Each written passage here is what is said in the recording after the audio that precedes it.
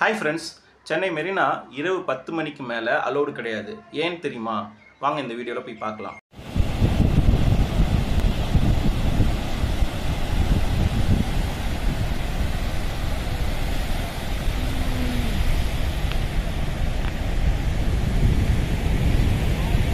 உயர்நீதிமன்றத்தில் ஒரு பொது நலன் வழக்கு வந்து போடுறாங்க.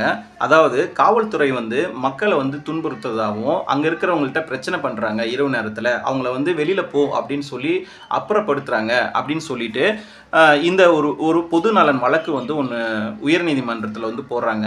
அந்த வழக்கை வந்து விசாரித்த உயர்நீதிமன்ற நீதிபதிகள் என்ன சொல்கிறாங்கன்னா, இரவு நேரத்தில் மக்களை வந்து கடற்கரையில் அனுமதிக்கக்கூடாது அப்படின்னு அவங்க ஒரு உத்தரவிடுறாங்க. ஏன் அப்படி சொல்கிறாங்க அப்படின்னா, 4 காரணங்கள் வந்து அவங்க முன்வைக்கிறாங்க. அதாவது முதல் காரணம் அப்படின்னா, தற்கொலை முயற்சி வந்து இரவு நேரத்தில் பண்ணிக்கிறதுக்கு நிறைய வாய்ப்புகள் இருக்குது. அதனால் இரவு நேரத்தில் தடையை வந்து நம்ம பண்ணணும். அதே மாதிரி சமூக விரோத செயல்கள் வந்து அங்கே நடந்துகிட்ருக்கு. ப்ளஸ் பெண்கள் பாதுகாப்பை வந்து உறுதிப்படுத்துறதுக்காகவும் கடல் ஆமைகள் வந்து அங்கே உயிரினங்கள் வந்து என்ன பண்ணணும்னா இரவு நேரத்தில் முட்டைகள் வந்து இடும். அதை வந்து பாதுகாக்கணும். இந்த 4 காரணங்களுக்காக மட்டும்தான் உயர்நீதிமன்றம் வந்து இது தடை விதிச்சிருக்காங்க.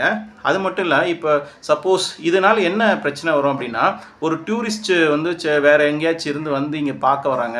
அதாவது அண்ணா அண்ணா அண்ணா எம்ஜிஆர் கலைஞர் அங்கே நினைவிடங்கள்லாம் இருக்கு இல்லையா, அதை சுற்றி பார்ப்பாங்க.